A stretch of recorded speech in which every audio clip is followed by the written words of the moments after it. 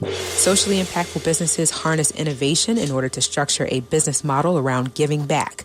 What motivates, excites, inspires, or engages you most? This is Blair Durham with Black Wall Street Today, your media hub for all things Black entrepreneurship, politics, news, and events in Hampton Roads and beyond. When I say black, y'all say Wall Street. Black Wall Street. Black Wall Street. When I say black, y'all say Wall Street. Black. Welcome to this 38th edition of Black Wall Street Today. It is so good to be here. I actually thought I might not make it into the studio because of car trouble, but we made it in and it's time to get underway. A very important show, as social entrepreneurship is the driver behind important initiatives that provide equity and access and opportunity. And if I can be transparent, that's how we got Black Wall Street Today. So I'm so excited. With that, I'd like to welcome my first guest, Miss Jackie Glass. She is with Your Neighbor's Hood. She takes a vision and makes it a reality through sound yet creative strategy development. She is a Chicagoland native who previously served in the United States Navy as a cryptologist for 11 years. As a social entrepreneur, she's working to improve market and government policy influence racism, sexism, and classism. Jackie oversees the operations and creative direction of the Your Neighbor's Hood podcast, Mamas on the Block, the May Her, Black Girl Experience, and Black Nanny brands. She is successfully leading the Norfolk 2045 and Just Dinner campaigns, influencing a person-by-person change in cross-cultural relationships. In her role as a chief ecosystem officer for her small business, Lunch LLC, she develops strategic methods for transforming parental leadership to an enabler of innovation for economic growth while promoting an in-home civics-first mentality so that every citizen's actions support a truly global city. Wow, tongue twisters there. Welcome, Jackie. Hi, thank you for having me, Blair. No, I'm super excited and honored. I actually want to have you kind of lay the foundation for this conversation in terms of defining social entrepreneurship. Yeah. What is it? So social, I like to call it, it's doing good, doing well. Social entrepreneurship is getting in the business of solving a social problem through business. And so what happens is solving a social problem through business. Okay. Yeah. So social entrepreneurs, they're kind of unique in that they see a problem in society and they want to use their entrepreneurial efforts to solve that said problem. Yeah. So you get two sides of it. You get the for-profit side, which it's easy to understand when you hear social problem, nonprofit, and then you have the for-profit side of it. And they take so many different forms. So you have companies like Tom's, which is a for-profit organization, but many of the proceeds go back into good example to getting shoes in other places and parts of the world. So I'm on the for-profit side. It's easy to understand the nonprofit side, but I think people, when they hear social enterprise and know that I'm a for-profit business, it's like, oh, how does that work? Yeah, I think that's important to uncover because I think you're right. Most people think, social entrepreneurship, it's something I can make a donation to and write off on my taxes. It doesn't have to be that. No, it doesn't. You can actually figure out your niche in your market and use that to solve a social issue. For mine, at the moment, just happens to be racism and happens to be specifically family and women issues. So everything that I do that's for profit goes back to solving those specific problems. But on top of that, I have all the sustainability and the self-dependency or the sustainability of a nonprofit, but not the dependency on donations and how I use my money and how I do things like that. So it's a great avenue if you're really passionate about something, but also want to have a business. Interesting. Yeah. I'd like to certainly announce that our phone lines are open today, guys. 757-727-5711. If you have questions about social entrepreneurship as we talk through some of the details of the work that Jackie does in the community, we're having a conversation about social entrepreneurship. Talk to us a little bit about Your Neighbor's Hood. What a provocative podcast. So Your Neighbor's Hood is the birth or the child of a learned campaign. So I ran for the school board in Norfolk. And in that's how we met. Yeah, that's how we met. Yeah. And knocking over 8,000 doors in communities. My campaign manager just happened to be a European American woman. And people were okay with addressing her as to why she was working for a Black woman, and then asking me why you couldn't find a Black girl.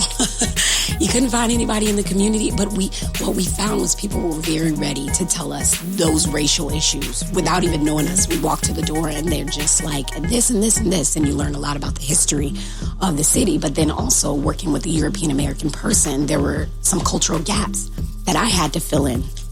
And so what we just did, we took those uncomfortable conversations that we had on my kitchen floor throughout the campaign and said, she found out, my campaign manager, that she was actually helping her family and having these conversations. She was taking it back. People are ready for it. So we took it from the kitchen floor and turned them into a podcast. Wow. Yeah. And so how's it going? Because I was trying to describe to my mother exactly what it is that you do. I'm like, no, they're not just talking from a microphone. Like, they are literally going to people's homes or having conversations. So that's the business side. That's the business side, because what I do understand is, in being in the community, is that there are a lot of organizations that want to do good and do well in many communities, but also perpetuate the cycle of racism, right? And they don't realize that they're doing it, and they also don't have the capital to bring some fancy marketing consulting company in to give them the ideas and to really dig into why what they're doing is also harmful to the communities they're trying to help. So we have been asked by many different, whether it was, some of them are political organizations, some of them are just people's families, to sit with them and walk them through their bias, and also on a personal level, because I feel like walking through, dealing with race issues, it's all a personal journey for individuals. Sure. But that's what we do. We walk people through that journey, and then we, on top of that, part of the business is bringing strangers together to have these conversations. Yeah. So part of that is we have a Just Dinner, Just Lunch initiative where we'll bring 10 strangers together and have a whole conversation about race. And I know, and they pay to do this, and I know people are like, we're tired of talking, but you cannot underestimate the value of a conversation, and how it can work that empathy muscle and also enlighten folks. And so we're seeing the effects of that, and I'm making money doing it, but I'm also trying to solve this. Yes. I love it. It takes me back to undergrad, really, and just thinking about racial identity development. It was something that we had to discover from both perspectives, and so we had very uncomfortable conversations in those classrooms. I mean, and they got interesting, so much so that I would bring my family members to the class because I wanted them to see what was happening in this environment. And so I'd like to hear from you, kind of first, how'd you get to this work? I'm looking at your background in cryptology, right? Yeah. And then thinking about you're running for this school board, right? And so it seems like in there was already I think so. Something. I've been kind of negotiating with myself, my life and my life paths and how I got here. And I think the activism for me started very young. My mother works for the UAW, the United Auto, or she works for Ford Motor Company, and was always active in union, who gets elected, how they get elected, what policies are affecting the people on the floor. And it was crazy just listening to her on the phone the other day. I had this epiphany, so it's crazy you asked this question. And she's like, hold on a minute. And she's talking to the union rep. They let them C-shift work this many days and da-da-da. She's just going on to quoting policy and stuff. And I'm like, this is where I get my quote problem. She's being an activist with her union. And I remember going to elections with her, standing on top of the car, who they want their union rep to be. So I think moms are important. Aren't they? Fathers are too. No, not in that sense. I'm just thinking that's where I got my thing too. She's crucial, and I think that led me through this. Now, cryptology was just a stint in my life. I think you have to look, when you join the military, at the whole picture. It's not just a job you do. It's a culture that you buy into. It's many different things, and I think that added, seeing some of the injustices that I saw in the military, that kind of pushed me away. That was like, I probably need to go. Because you can't fix it. You feel like you can't, you're sinking. was why I came out, and I didn't know what I was doing with myself, but I'm grateful for the opportunities. I say it's like a boyfriend, the military, that we broke up, but it was amicable, and we both gained something from each other. Wow. Yeah. Hey, if you've just tuned in, this is Blair Durham with Black Wall Street Today. Our focus is social entrepreneurship. We're talking with Jackie Glass of the Your Neighbor's Hood podcast. We're just talking about, right now we're talking about race. I'd like to know... Oh, well, let me just remind everyone, too, the phone lines are open. So if you've got questions about this podcast and maybe how you can get involved, maybe you want to bring something like this to your community or to your home, 757-727-5711. Again, it's 757-727-5711. I was going to ask you, Jackie, how tense has it gotten in these conversations? Or is there already this sort of... okay, I'm paying for this experience. Is there like a kind of a veil that's there that keeps it above board? Like how real does it get? So it gets really real. It's very uncomfortable for me too. Wow. But I think when people put their money into these sorts of things, they come with a different frame of mind. It's like, I'm coming, I know what I'm getting myself into. I'm only going to get out of this what I put into it, and I've already paid. So they got to do some work on the front end to prepare themselves. Yeah, the paying is the work, just even showing up. But when we start these sorts of events, and we start with these agreements that we make with ourselves. And I don't know if you've ever heard of the book, The 4 Agreements. And so I use those agreements. Myself and my partner, we use these agreements as a foundation to guide the conversation, because these are simple truths that you need to make with yourself, because everything that's going on in there is not personal. Don't make any assumptions. Be meticulous with your word and do your best in the conversation. Those are those 4 agreements, and I think we get some really great things. I've heard some of the most uncomfortable, racist things, and this is my job. And I know self-care comes with that sort of thing, but it gets tense to where, like, I'm sweating sometimes, and I have to realize I might be holding my breath, and I can't pass out as the facilitator of the conversation. But it even gets tense because there's another side of this that we're doing. We're working towards doing a Black enough side of it, because there are conversations that in doing these things with mixed groups and with only European American groups, there are conversations that we as a community need to have with each other. That whole idea of being Black being synonymous with struggle, and understanding that Black comes on a spectrum. We listen to everything from Dr. Dre to Coldplay, and really inviting ourselves to have these tense ones. But it's about getting Black folks to buy in on that. So we're working towards that. It's all relative, and it's all necessary. And you can have a business doing it. So powerful. Powerful. Okay, man. And then I see you're facilitating all of these other things too. I don't know if they are all podcasts. What are these entities? So these are the blocks.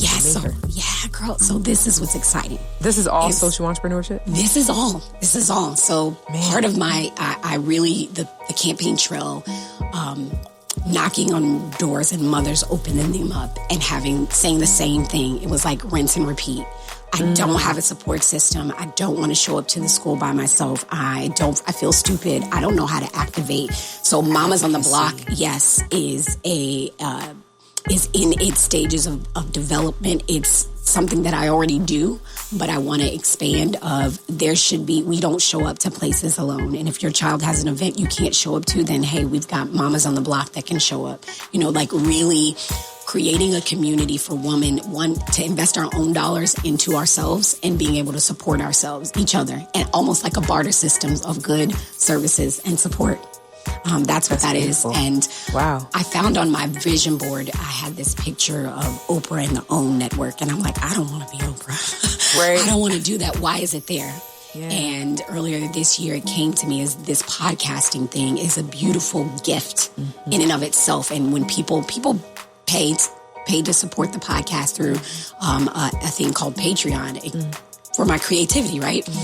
So I've started, I'll be releasing 2 more podcasts that are surrounded about women's issues. So the Black Girl Experience is one of them, where we'll have Black girls from Brazil telling about their experience. Black girls that are trans, Black girls that are lawyers. So just really culminating the Black girl experience and putting that together. And then there's the May-Her, which is M-A-Y, capital H-E-R. Yeah. Where we will be having sounds podcasts. Empowering. Yes. Women mayors all over the world, all over the country. Women mayors. Yes, there's so many of them. Wow. Because we are civics first. I do believe that if we can understand how, I truly believe in local government, y'all.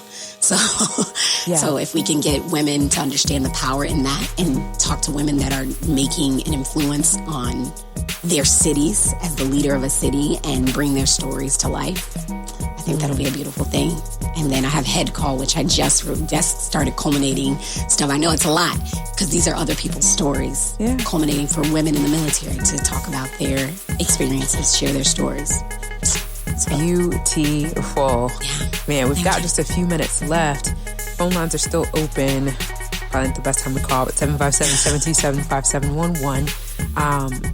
I guess I kind of want to close on how you're doing this thing in your household, right? Had the opportunity to meet your beautiful children and kind of heard their buy-in on it, you know? Wow. I think it's so important. I always say the cornerstone of community is family, you know? And so just knowing that that's a real thing for you. Talk about what that looks like. So my studio is actually a section of my home.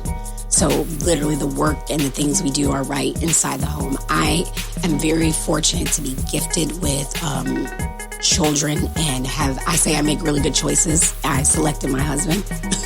I don't know about him and his good choices because he selected me. But I say I'm really good at making decisions. So I have almost this whole ecosystem to my business that the kids are involved with helping me build content. They come to me and tell me things, Mom, maybe you should talk about this. My daughter is always critiquing my graphics.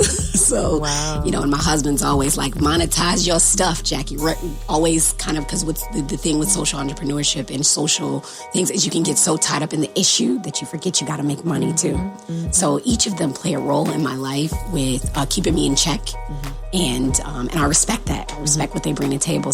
But you've also given them roles, right? Aren't they assigned positions? Oh, yes. Yes. I run my house like a business. Yes. My husband is the CEO. Love it. I am the COO. I used to be the CFO, but I handed that over to my husband as I have my own business now. Yeah. And then my children are stakeholders. And I know my role and I do that well. I take care of the operations. He makes all the big decisions because I have decision fatigue, But it's like a small business, and I treat them with the respect that they bring to the business and with the level of importance because stakeholders are just important as a CEO, and it's a symbiotic relationship. Jeez. I love them. We love you, Jackie. Gosh, well, talk to us in these 2 minutes that remain about how we can connect to the podcast, where we can connect with you in general, all of that. So I am on Instagram at hey_Miss Jackie. That's MRS Jackie. The podcast as well as on Instagram at yourneighborshood.com. So it's hey_Miss Jackie and at yourneighborshood.com. Okay. We are under those same things on Facebook, Twitter. Same thing, hey_Miss Jackie.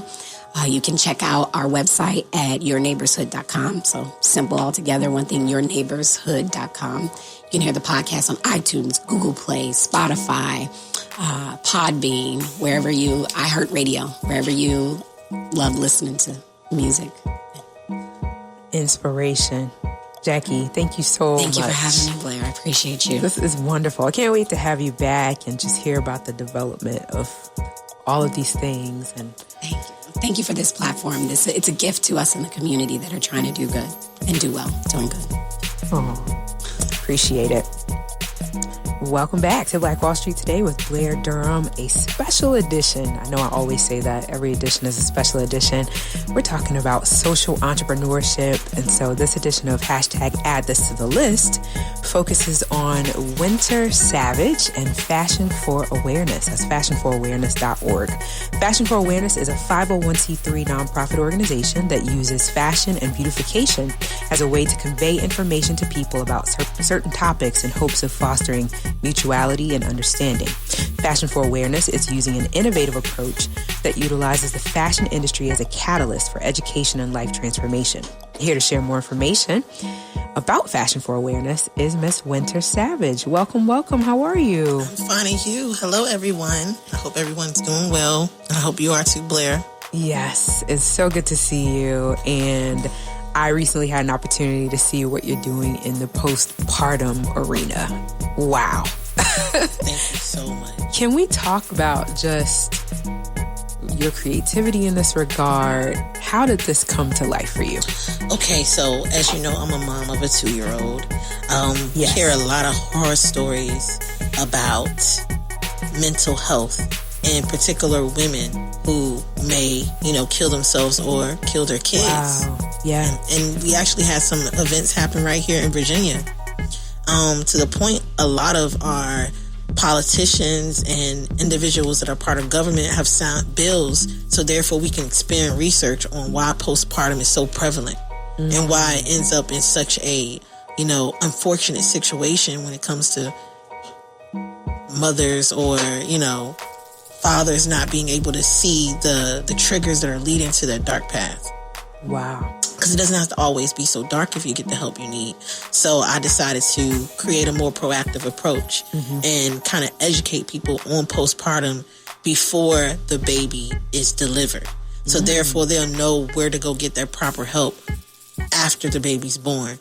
They'll be able to recognize signs to know, okay, it's time for me to go get some help. Okay, it's okay for me to talk to somebody. Okay, I just watched this video of this woman who actually went through it and she's speaking about it freely. I can do the same, kind of just to start some type of pioneering. Yeah, I love it. I definitely want to talk about how the organization is addressing postpartum, but someone may be listening that has no idea what those signs and symptoms are. Maybe you could just share with us, how do I know what's normal, what's not quite normal if I've just delivered a baby?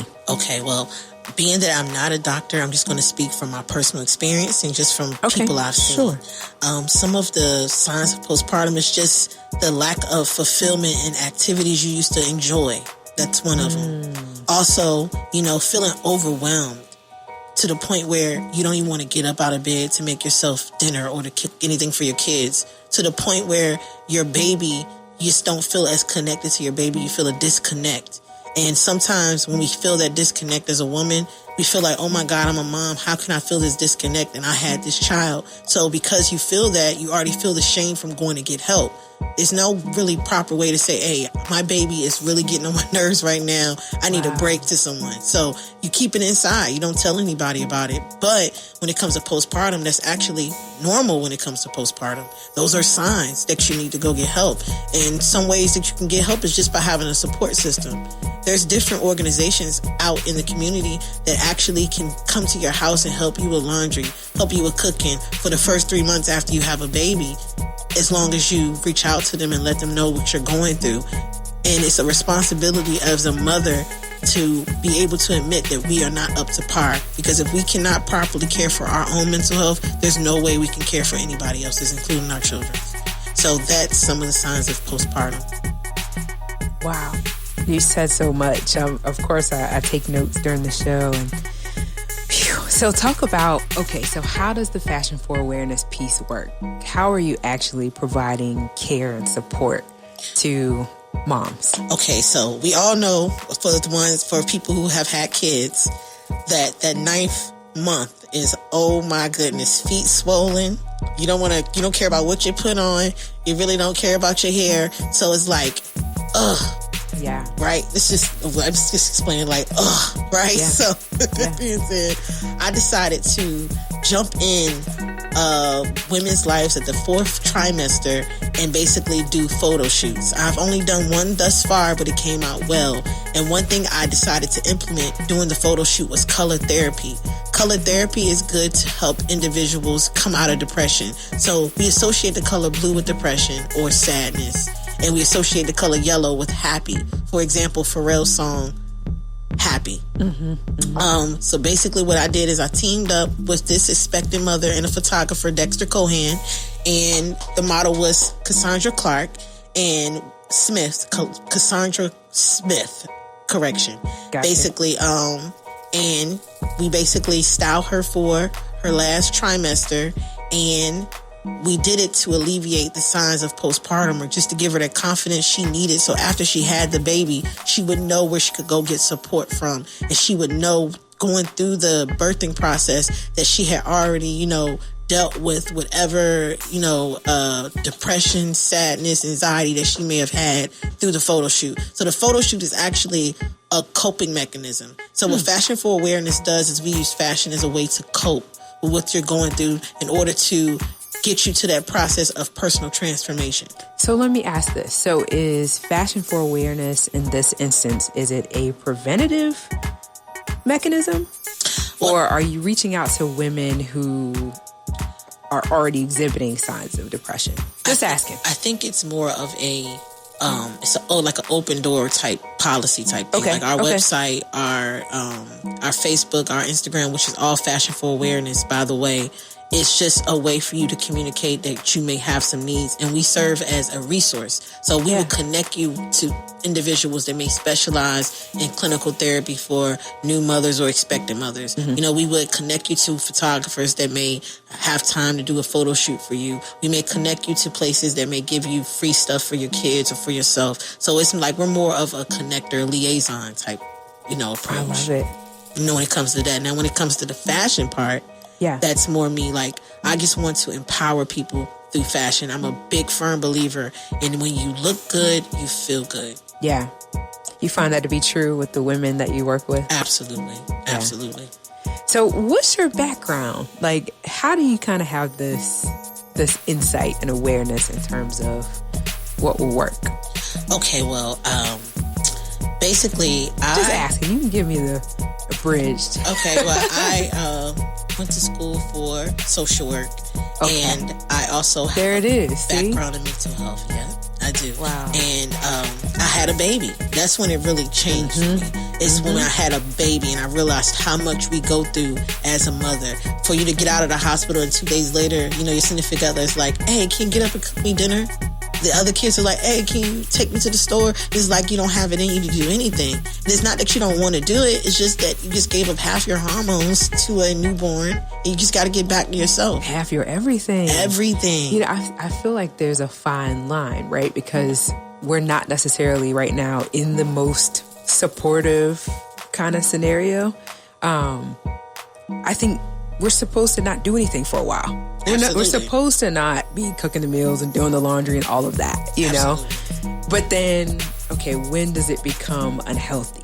Like you said, when you started talking about the disconnect. But I think sometimes, women may look at us and say, oh, she's being lazy, or she's being, it's like, no, I'm taking the time that I need to recuperate, because this is a huge undertaking. So in the minute that we have left, just reiterate for us how we can connect with your organization. How can we give? How can we support? Absolutely. Okay, so Fashion for Awareness has a Facebook page called Fashion for Awareness. We also are online. We have a website, fashionforawareness.org. Also, we have an Instagram, Fashion for Awareness, spelled out FOR. Everything is spelled out FOR. And then it's Fashion for Awareness _. That's our Instagram page. Also, we have an opportunity to work with a group of individuals in October for a bridal expo where we're actually going to be displaying our postpartum vlog. And that's going to be in October, which is going to be posted on our Facebook page, Instagram page, and website. Doing a bridal expo. And we're also going to be selected, we were selected as their community partner, and they're going to highlight our organization as well. So we're excited about that. Also, Fashion for Awareness does more than postpartum. We actually just use fashion as a coping mechanism. And one of the things we do as well is help kids go to prom. So if you ever want to donate to that as well, please feel free to reach out to us. And we are going to do a lot more innovative approaches using fashion. So I hope you guys stay tuned.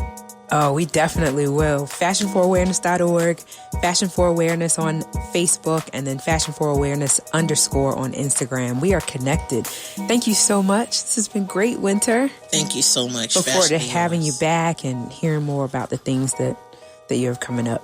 Likewise. Yes. Appreciate it. For sure. Coming up, if you are a social entrepreneur, Summit 19 is happening, and it's being facilitated by Social Enterprise Alliance. It's happening September 9th through 11th in Chicago, Illinois at the Radisson Blue Aqua Hotel. Join the nation's social enterprise leaders at Summit 19 to create opportunity, build community, and explore innovation across the sector. This premier convening will feature the perspectives of distinguished change makers revolutionizing the field. Attendees will have the chance to examine the practices of social enterprise, delve into the creation of impact, and network with hundreds of professionals and experts. Register today to claim your spot at the Social Enterprise event of the year. Social Enterprise Alliance empowers social enterprises with the tools and resources they need to succeed and works to foster a social enterprise ecosystem in which they can thrive. I do want to share this with you as well. I have 5 steps to starting a socially impactful business. If you just tuned in, this is Blair Durham with Black Wall Street Today. Our show today is all about social entrepreneurship. So 5 steps. The first is 1, jumpstart your motivation. Socially impactful businesses harness innovation in order to structure a business model around giving back. What motivates, excites, inspires, or engages you most in life? Number 2, determine your cause. Successful businesses begin with individuals who are connected to their cause. What social issues do you care most about? Number 3, identify your transferable skills. Very important. Stand out from the competition by identifying what sets you apart. How would you like to be remembered by others? Number 4, do your research.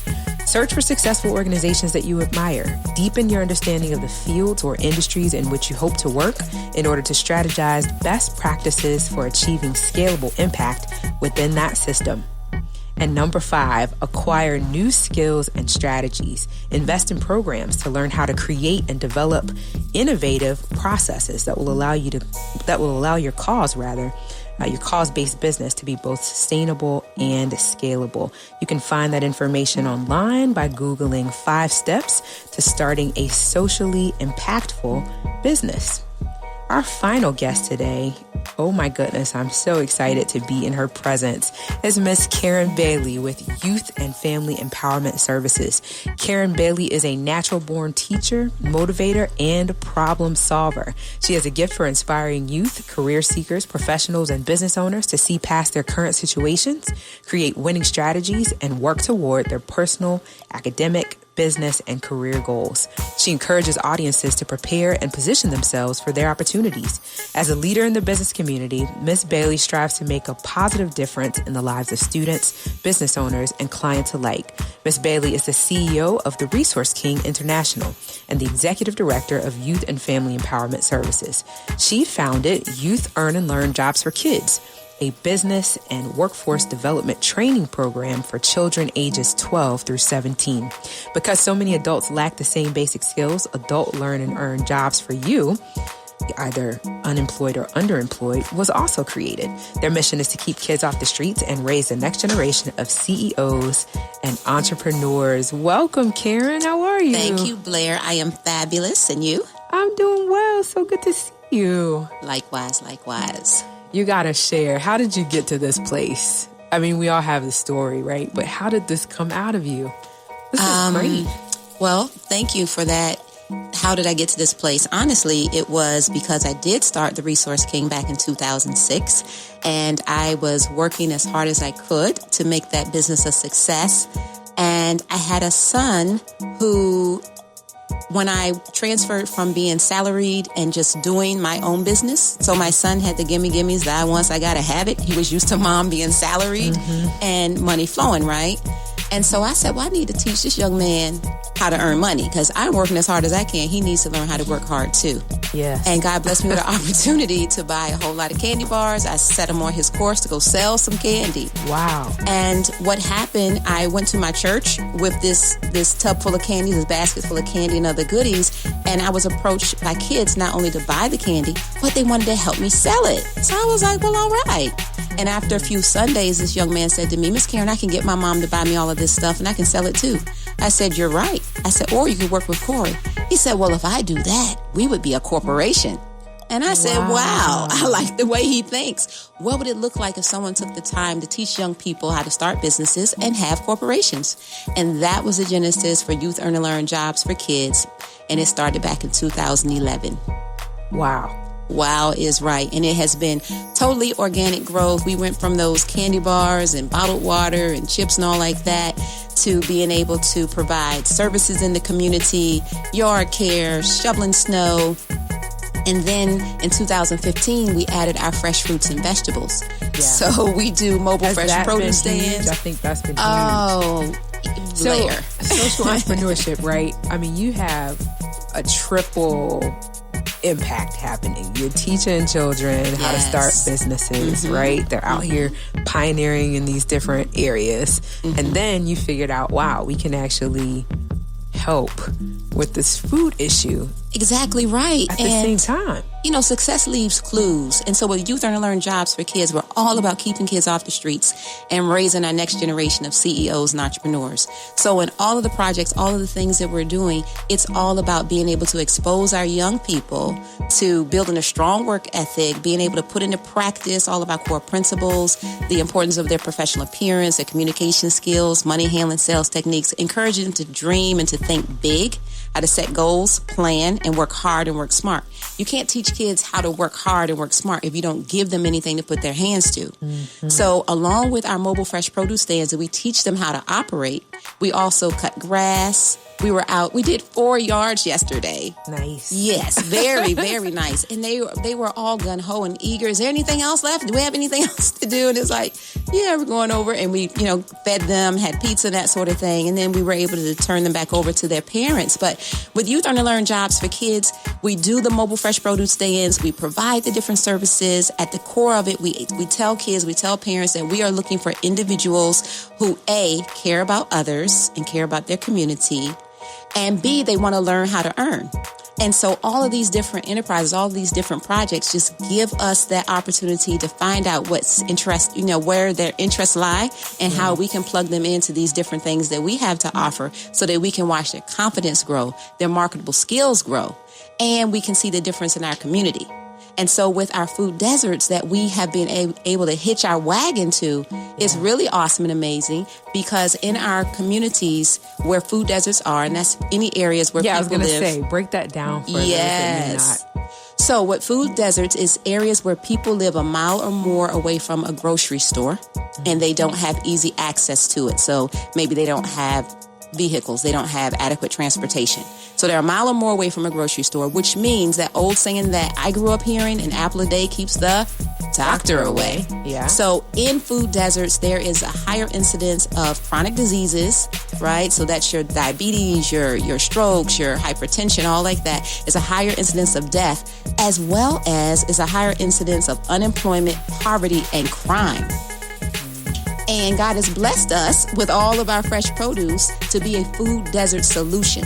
So we're able to go into communities and allow parents to know that kids ages 12 and up are able to apply, right? So we're having a job fair on Saturday in Virginia Beach at First Lynn Haven Baptist Church. That's it. Hang tight. Whew, you're giving us a lot.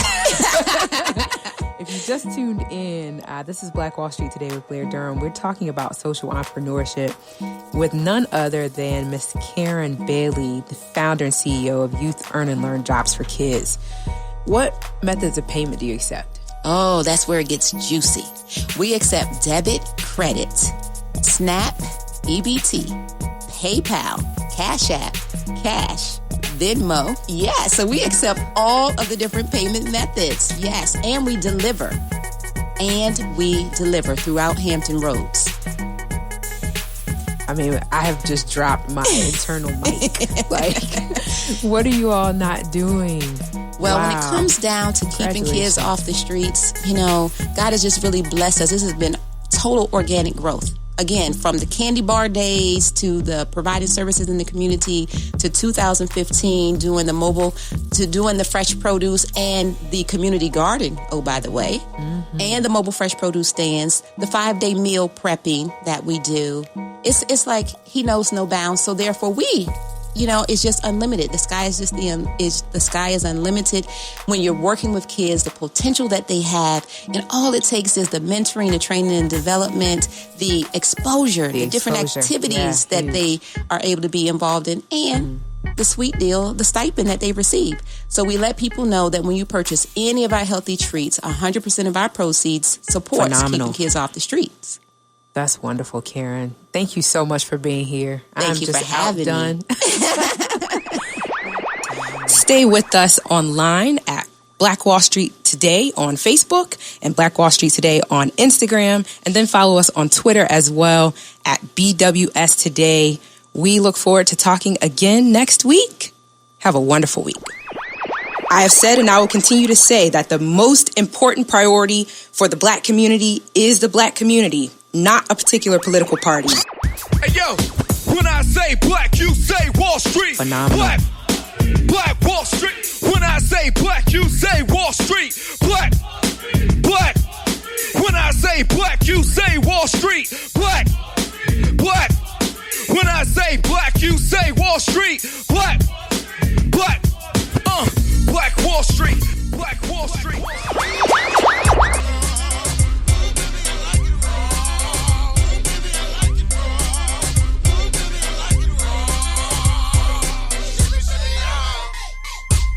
Phenomenal.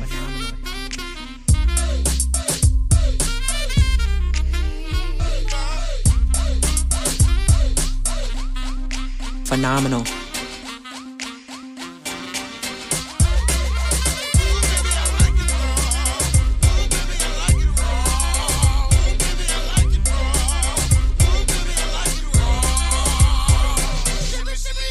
Phenomenal.